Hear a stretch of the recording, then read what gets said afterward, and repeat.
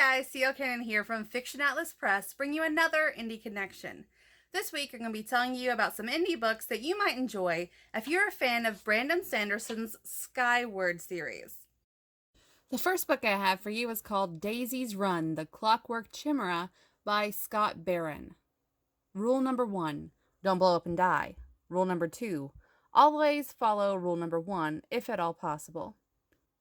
Life in deep space could be a drag sometimes, but Daisy supposed things could have been worse. They were still alive after all, which was always a plus in her book.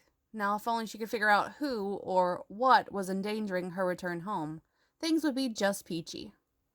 It had been one hell of a way to start the day, being rudely snapped from a deep cryo-sleep, and in the middle of a ship-wide crisis to boot, but Daisy was pleased to note that the ship had not decompressed. The crew hadn't been blasted into space, and, most importantly, they hadn't simply blown up. At least, not yet. So they had that going for them, but being stuck on a damaged ship in the inky depths of space as it limped toward Earth was not exactly the relaxing trip home she'd imagined. With the powerful AI supercomputer guiding their craft beginning to show some discerning quirks of its own, and its unsettling cyborg assistant nosing into her affairs, Daisy's unease was rapidly growing. Add to the mix a crew of mechanically enhanced humans, any one of whom she suspected might not be what they seemed, and Daisy found herself with a sense of pending dread tickling the periphery of her mind. Something was very much not right. She could feel it in her bones.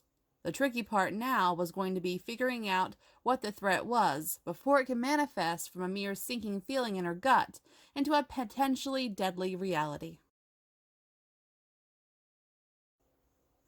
Second book I have for you is called Broken Skies by Teresa K. When Jax Mitchell's twin is kidnapped by Earth's alien settlers, the Ericon, she'll do anything to get him back, even team up with a teenage alien left behind by the same ship that took her brother. Jax agrees to act as a guide, and in return, the alien agrees to sneak her into the Ericon city. Too bad it's not that simple.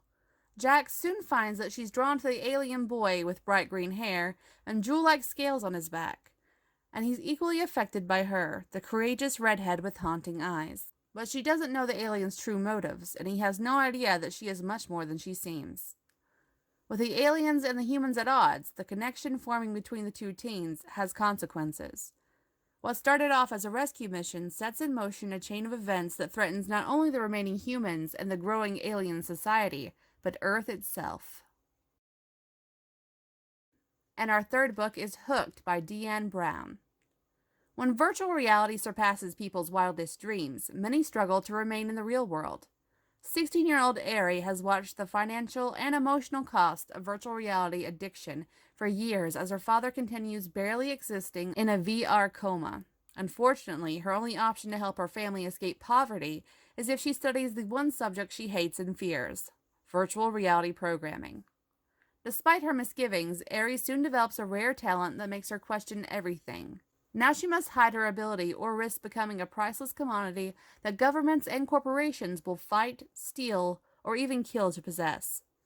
As officials tighten the shackles surrounding Ari, she rebels against her imposed future and searches for a way to save those she loves.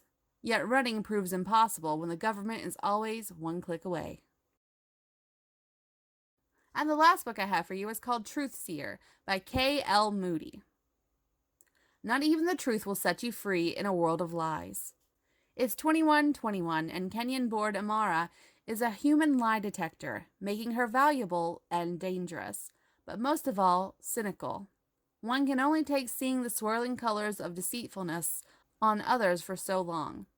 When her sister is taken hostage into the depths of Egyptian catacombs, only the power to see the best in others can set them both free. Okay, that's all I have for you this week. I'll see you next week on the Indie Connection. Bye.